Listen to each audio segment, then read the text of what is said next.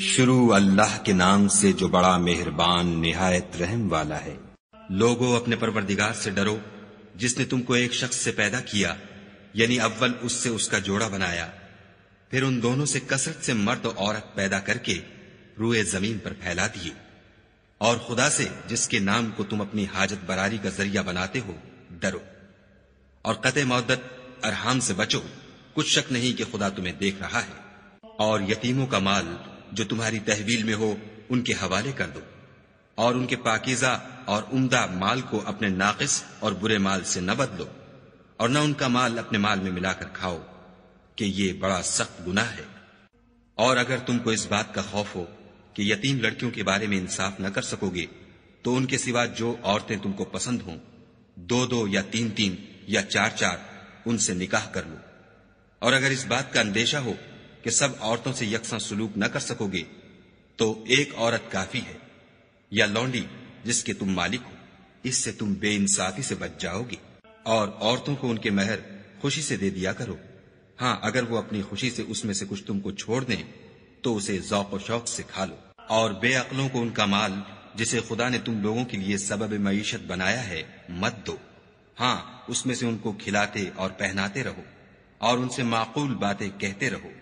اور یتیموں کو بالغ ہونے تک کام کاج میں مصروف رکھو، پھر بالغ ہونے پر اگر ان میں عقل کی پختگی دیکھو تو ان کا مال ان کے حوالے کر دو، اور اس خوف سے کہ وہ بڑے ہو جائیں گے، یعنی بڑے ہو کر تم سے اپنا مال واپس لے لیں گے، اس کو فضول خرچی اور جلدی میں نہ اڑا دینا۔ جو شخص آسودہ حال ہو اس کو ایسے مال سے قطعی طور پر پرہیز رکھنا چاہیے، اور جو بے مقدور ہو وہ مناسب طور پر یعنی بقدر خدمت کچھ لے لے، اور جب ان کا مال ان کے حوالے کرنے لگو تو گواہ کر لیا کرو، اور حقیقت میں تو خدا ہی گواہ اور حساب لینے والا کافی ہے۔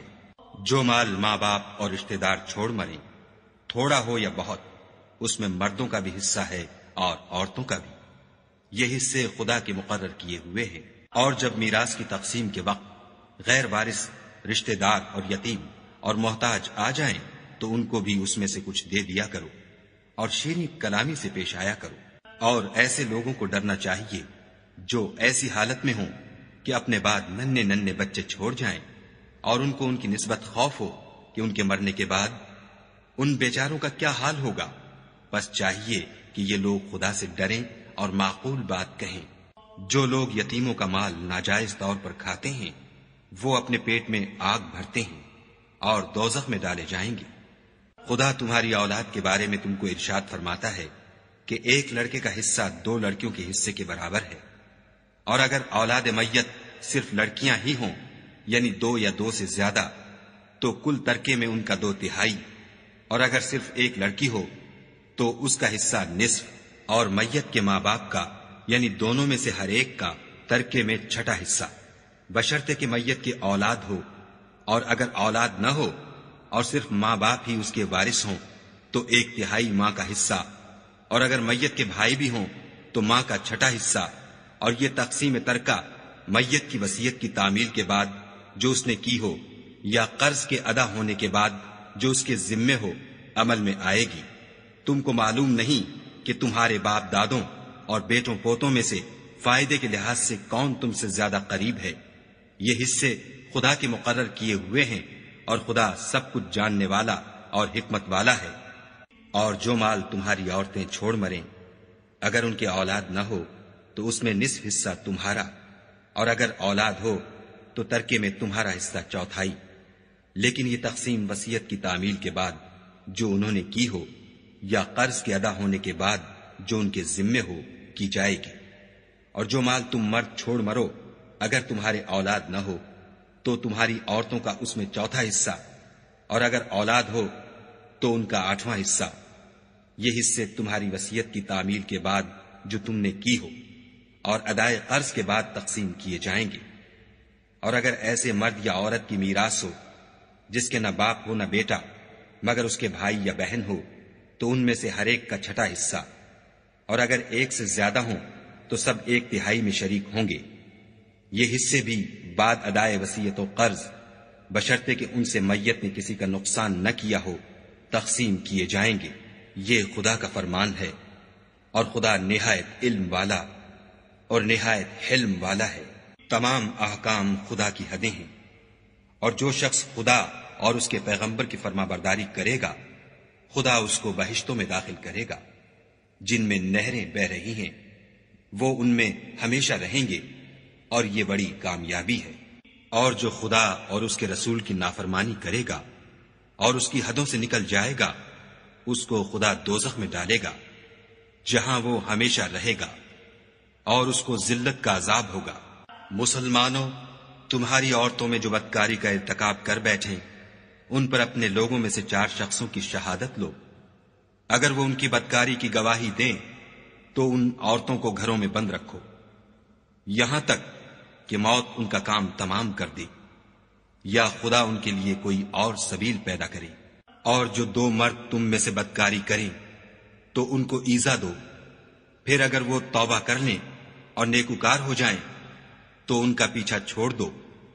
بے شک خدا توبہ قبول کرنے والا اور مہربان ہے۔ خدا انہی لوگوں کی توبہ قبول فرماتا ہے جو نادانی سے بری حرکت کر بیٹھتے ہیں پھر جلد توبہ کر لیتے ہیں، بس ایسے لوگوں پر خدا مہربانی کرتا ہے اور وہ سب کچھ جانتا اور حکمت والا ہے۔ اور ایسے لوگوں کی توبہ قبول نہیں ہوتی جو ساری عمر برے کام کرتے رہیں یہاں تک کہ جب ان میں سے کسی کی موت آ موجود ہو تو اس وقت کہنے لگے کہ اب میں توبہ کرتا ہوں، اور نہ ان کی توبہ قبول ہوتی ہے جو کفر کی حالت میں مرے۔ ایسے لوگوں کے لیے ہم نے عذاب علیم تیار کر رکھا ہے۔ مومنو، تم کو جائز نہیں کہ زبردستی عورتوں کے وارث بن جاؤ، اور دیکھنا اس نیت سے کہ جو کچھ تم نے ان کو دیا ہے اس میں سے کچھ لے لو، انہیں گھروں میں مت روک رکھنا۔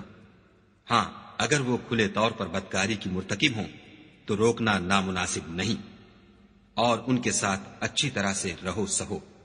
اگر وہ تم کو ناپسند ہوں تو عجب نہیں کہ تم کسی چیز کو ناپسند کرو، اور خدا اس میں بہت سی بھلائی پیدا کر دے۔ اور اگر تم ایک عورت کو چھوڑ کر دوسری عورت کرنا چاہو، مال دے چکے ہو تو اس میں سے کچھ مت لینا، بھلا تم ناجائز طور پر اور صریح ظلم سے اپنا مال اس سے واپس لوگے؟ اور تم دیا ہوا مال کیوں کر واپس لے سکتے ہو جبکہ تم ایک دوسرے کے ساتھ صحبت کر چکے ہو اور وہ تم سے عہد واسق بھی لے چکی ہیں۔ اور جن عورتوں سے تمہارے باپ نے نکاح کیا ہو ان سے نکاح نہ کرنا مگر جاہلیت میں جو ہو چکا سو ہو چکا۔ یہ نہایت بے حیائی اور خدا کی ناخوشی کی بات تھی اور بہت برا دستور تھا۔